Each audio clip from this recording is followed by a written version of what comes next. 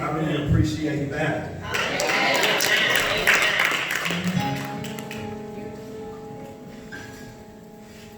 Very grateful to be here on this morning.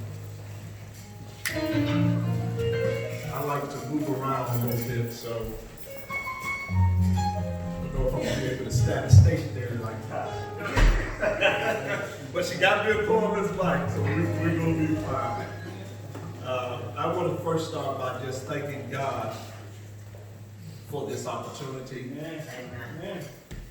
I want to thank Pastor Shipman for opening her heart, opening this pulpit, and then I want to thank you all as parishioners for allowing me the opportunity to come and share something with you that is near and dear to my heart. So my brothers and sisters, I'm going to just ask that you unwind, loosen up. This is going to be good. I promise you I won't keep you too long. If you sit there like lumps on the wall, we'll be here all day. I told Pastor my lectures normally go an hour and a half. And she said, brother, you can't do that. So I need some participation. This is an interactive session, okay? It's not a sermon. Are y'all with me? Yes. Say amen. All right. So what I like to do before I actually get started in my lecture topic, I like to give just a brief synopsis on this month that we call Black History Month. I like to share with you the history and the origin of what we call Black History Month. Black History Month comes out of the brainchild of Dr. Carter G. Woodson. Dr. Carter G. Woodson graduated from the University of Chicago in 1907. He became the second graduate from the University of Harvard behind W.E.B. Du Bois. And this brainchild of Dr. Woodson meant to empower our people by way of acknowledging the accomplishments of African people in this America, as well as the contributions of African people in this America. So in 1926, Dr. Woodson comprises a team, and they began to study the factions that were plaguing our community in 1926. I'll just give you a short synopsis of this. In 1926, we had problems such as education. We had financial problems. We had communal problems where African people were not getting along, and crowd mentality existed. When one family gets up, the other family pulls another down. But some of the problems that existed back then still exist today, so he comprised a team to study this. And he said, one way that we can begin to rectify some of these things, some of these problems that exist in our community is by teaching our children, not only teaching our children, but teaching adults as well, about the contributions, about the accomplishments, about all of the great works that Africans have done in this world. And let me say this, let me just start by letting you know that if there wasn't an African history, there would be no history. All right. Because all history starts with you. Yeah. Dr. Woodson wanted to restore that dignity within a people. He wanted to restore those values within a people. He wanted to restore that memory back to a people. How did he do this? He instituted Negro History Week in 1926.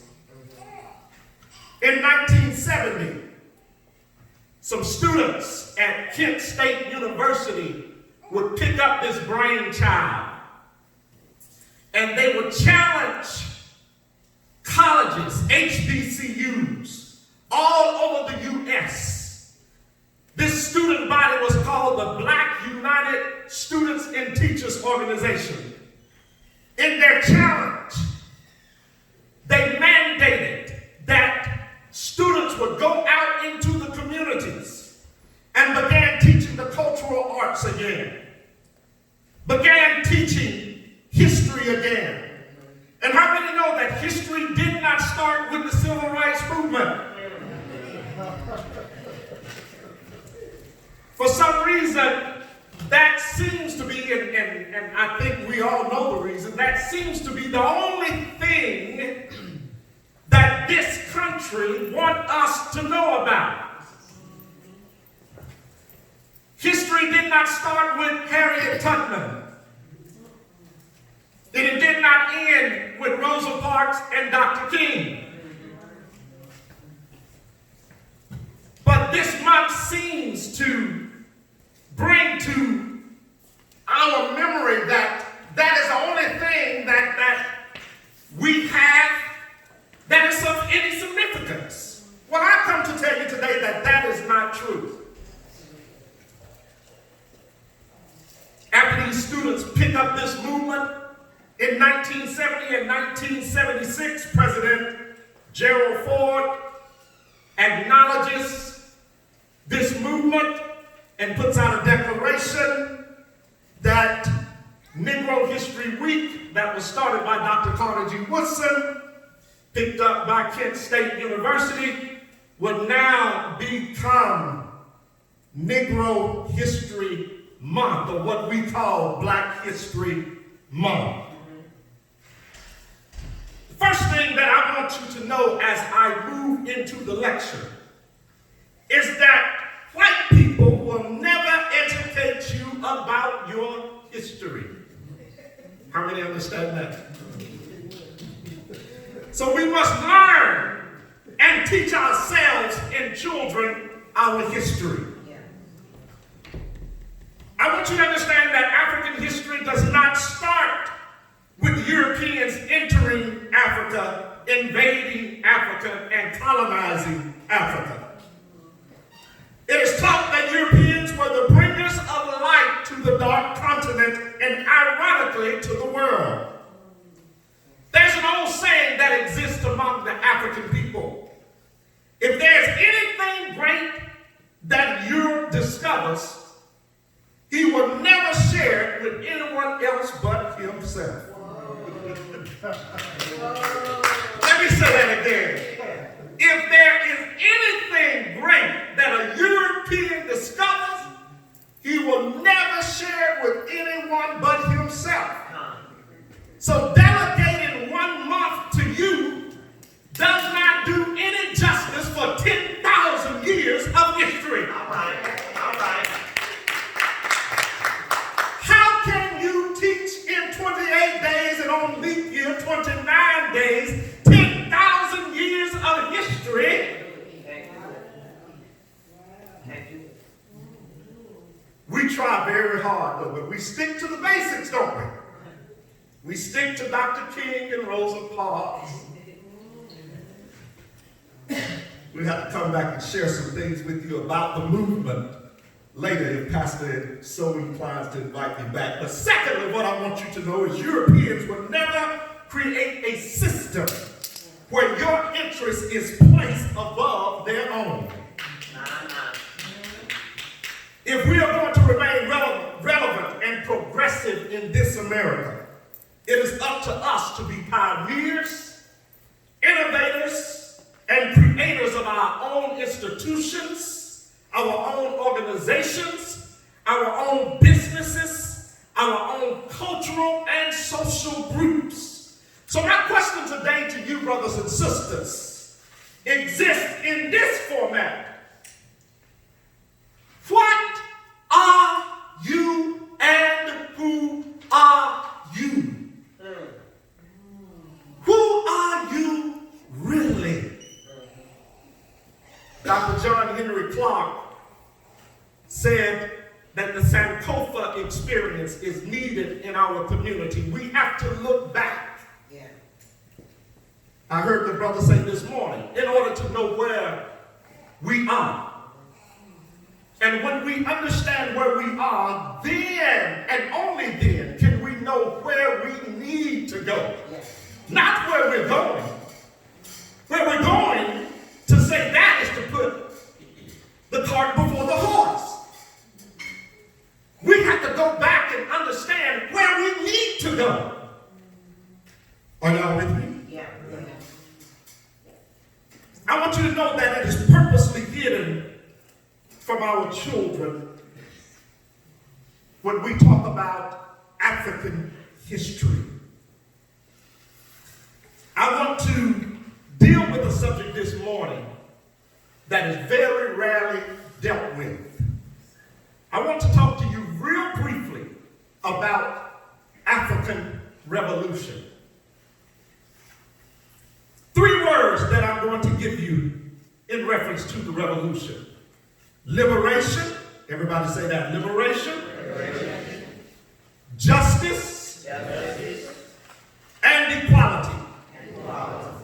Those 3 words were born out of the African Revolution.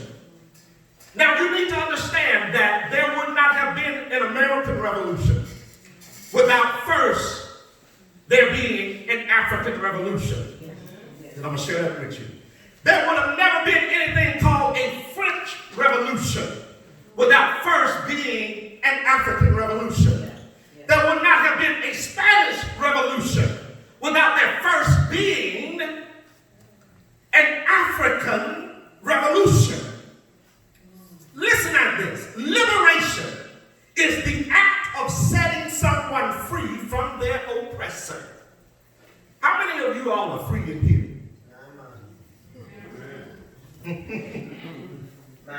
Are you really free?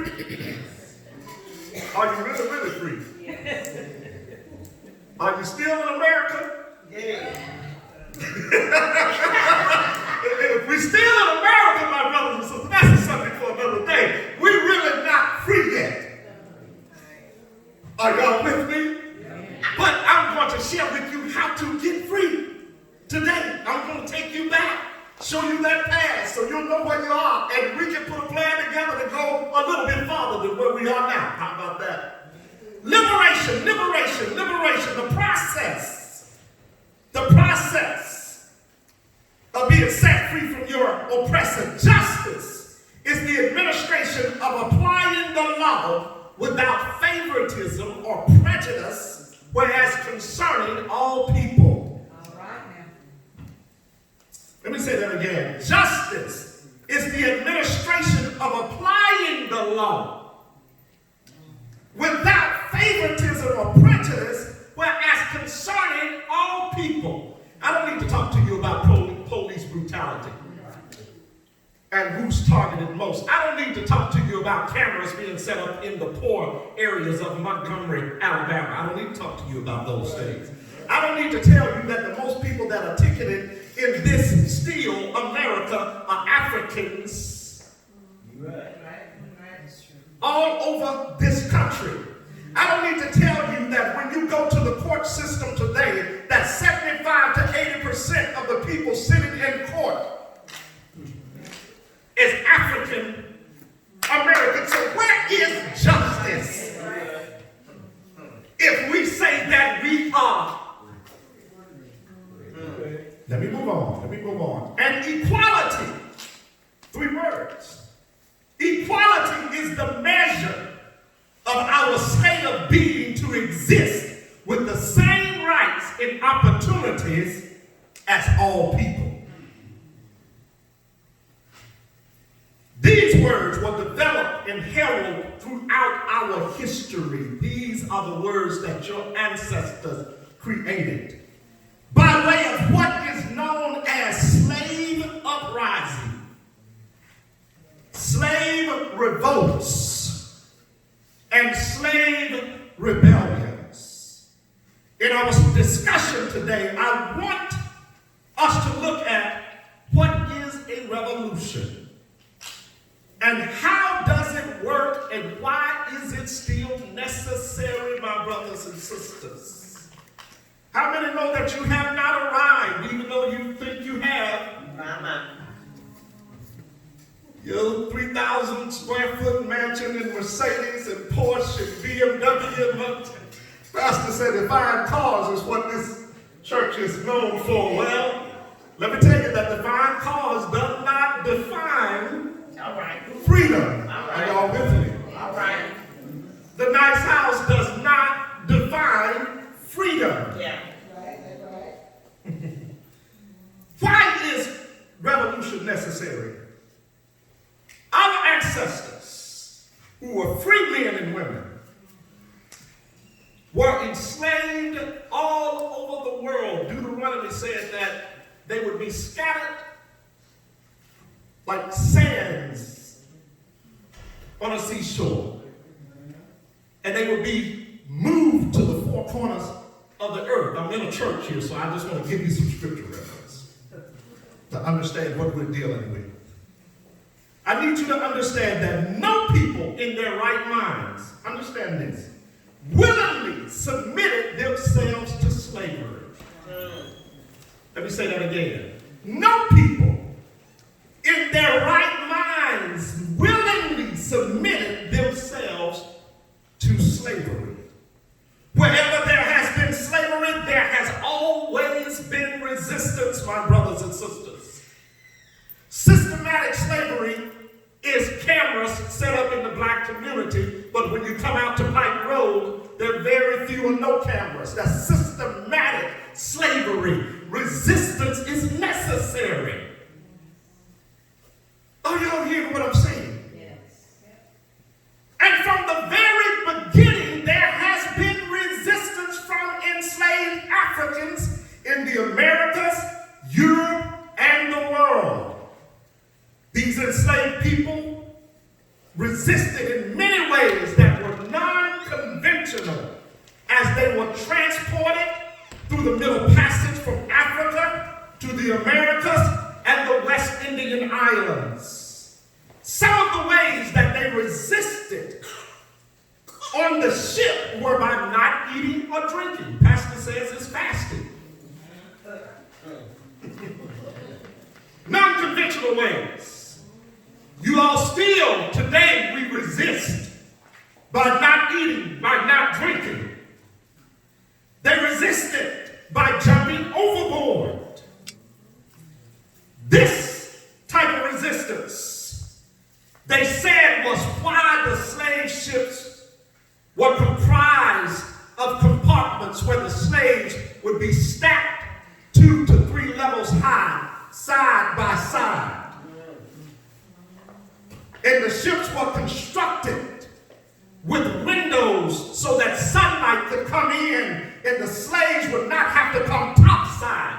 Because if they got topside, they would jump overboard. Listen, my brothers and sisters. So the construction of the slave ships were to house and to keep slaves from resisting. Once they reached the shore and were sold to their prospective owners, these men and women would form a code of honor amongst themselves as it relates to resistance on a plantation. Let me just give you this real quick. They vowed not to let their owners know if they understood each other and could communicate with one another. They did this by acting like they were illiterate. Slaves purposely act dumb. Y'all hear what I'm saying? This was a form of resistance, non-conventional method. They did not want the slave owner to know that we could talk and devise plans, that we could communicate, that we could understand each other. And in a lot of ways, we still have that today. Our children, we practice a little bit of that, called ebonics. At least that's what the educational name is placed on it. And I'm sure I got some teachers in here that will say that they don't understand what that baby is saying. But believe me, that baby is talking in some form of code. It's necessary to learn the code if you're going to be able to teach that child and understand that struggle. Are y'all with me? Yeah. So it's a non-conventional way. Not only did they resist by not allowing the master to know that they could communicate, they also resisted by refusing to work in the fields. They would get sick all of a sudden, come down with a bellyache or cold. I can't go to work today, master. Stomach don't feel quite right.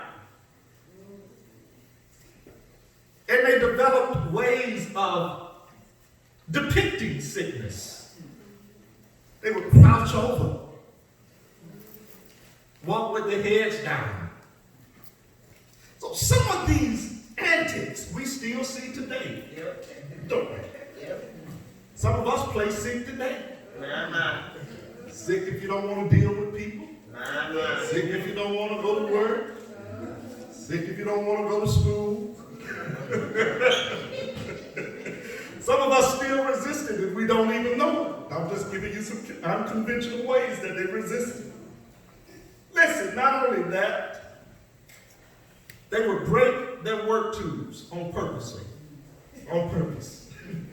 Get in the field and that shovel or hoe, all of a sudden the hair of it would fly off.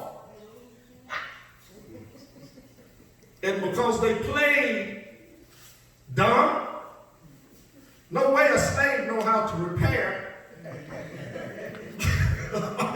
Unconventional ways. Yes. Very intelligent ways of saying, this is not freedom. Yeah. Let me move on. And there was Big Mama in the house that had a vast knowledge of all type of vegetation. And that would instruct her daughter to go out and get the poisonous plants so we could put in master soup.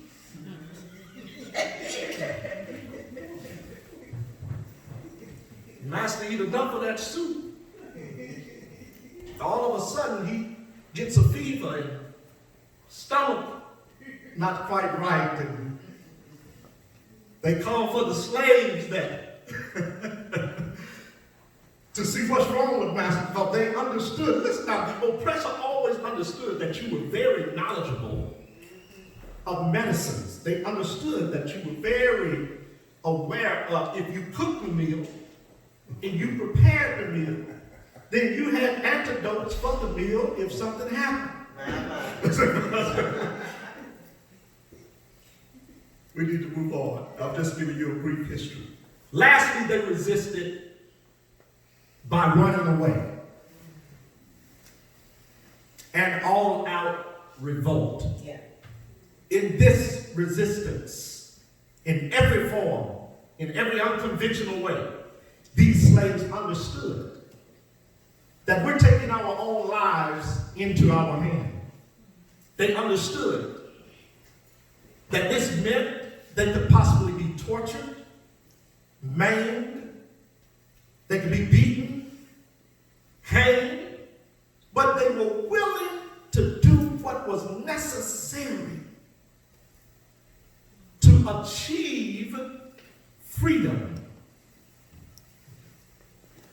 The first revolt that I want to talk to you about is the New York Revolt of 1712. I want us to understand that this is before the formation of the United States of America. During this time, New York was a Dutch province. And I'm not going to spend a lot of time on this. I'm giving you the history of it. But I want you to understand what actually took place on April the 6th, 1712. More than 20 slaves set fire to a building that was off of Broadway. As the engaged in putting the fire out. These 20 African slaves that had guns, had ammunition, had hatchets, began to move northward on what is known now as Broadway Street. As they moved, slaves, other slaves, joined the revolt. Not only slaves joined the revolt, but Indians, Iroquois, joined the revolt. They killed an unknown number of white colonists at that time.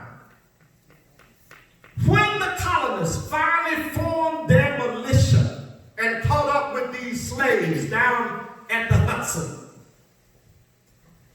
they said it was more than 70 slaves and Indians. And these colonists labeled them at that time in 1712 as mobs and thugs. I wonder if y'all ever heard that word. That label have now been transferred to our children. That word means that they are savage, that they are a people, watch this now, that doesn't know how to be civilized. That word means that they pillage without reason. Are y'all understanding? An angry mob and thugs is what these Indians and these Africans were called. But justice was done. They made a statement that we are not going to be oppressed by anybody. We mean to be free. We mean to have the same rights. Liberation, justice, and equality. If you can exist in this America and be free, then we can exist and be free. Are y'all hearing what I'm saying? The next rebellion that I want to talk to you about real briefly, 1739, called the Stono Rebellion. This rebellion takes place in South Carolina, Charleston. It is led by a slave named Jimmy. Jimmy goes into a store on September the 9th, 1739, called the Hutchinson Hardware and Gun Store. Jimmy goes in that store. He takes ammunition. He takes knives. He takes guns. He kills the owner attendant, and when he leaves the store, he leaves their heads on the porch so that everybody can see. Now, here's the fascinating thing about this revolt. Jimmy, who was said to be a Congolese African, or an Angola, if you're talking about the old kingdom of Africa. Jimmy was said to have been a chieftain warrior. And as he leaves the store, he recruits other Congolese Africans in his revolt. And they start moving southward down the Piggy River toward St. Augustine, Florida. Why was this significant? Because at this time, St. Augustine, Florida was a free colony owned by Spain. It was Spanish territory. Listen, my brothers and sisters, this was the first Underground Railroad. I need you to understand that when you talk about Harriet Tubman, you're talking about the Northern Railroad, and you're talking about a Northern Underground Railroad that was inspired by the first Underground Railroad, which was a Southern Underground Railroad leading into St. Augustine, Florida. Now, I know we're intelligent people here.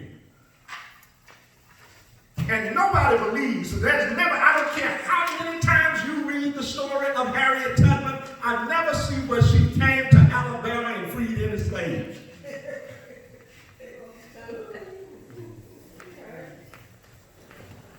You never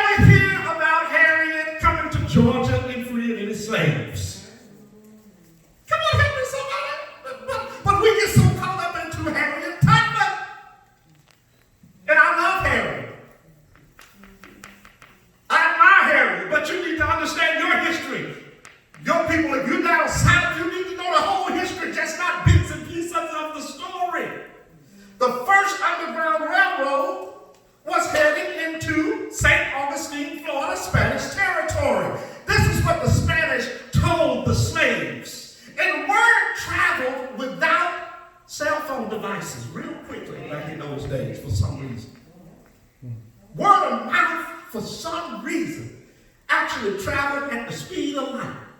It will get from one place to another very quickly. The Spanish had decreed that if any slave coming out of a British colony made it to St. Augustine, Florida, that as long as they would fight the British colonies, that they could be free. They could own land, they could marry, they could do all the things that equated to freedom. So Jimmy was heading southward towards St. Augustine, Florida. En route, Jimmy picks up a multitude of slaves outside of his Congolese brothers and sisters. And my brothers and sisters, he gets one slave that has a drum. And this slave begins to beat the drum. And these slaves begin singing, hooroo, hooroo, freedom, liberty. Hooroo, hooroo, freedom, liberty, as they marched southward towards St. Augustine. Now, as Jimmy was moving towards St. Augustine, it is recorded, history records, that Lieutenant Governor of South Carolina, Bulworth, was actually just coming from a legislative session. And he hid because he had heard about these band of slaves that were killing white folks as they moved southward towards St. Augustine. History records there was over 100 slaves. Lieutenant Governor Bulworth goes after these slaves pass him to the right reverend in the city at that time, whose name was Reverend Tobal. Reverend Tobal then gives an order, listen at this, to the men of the church to carry your guns,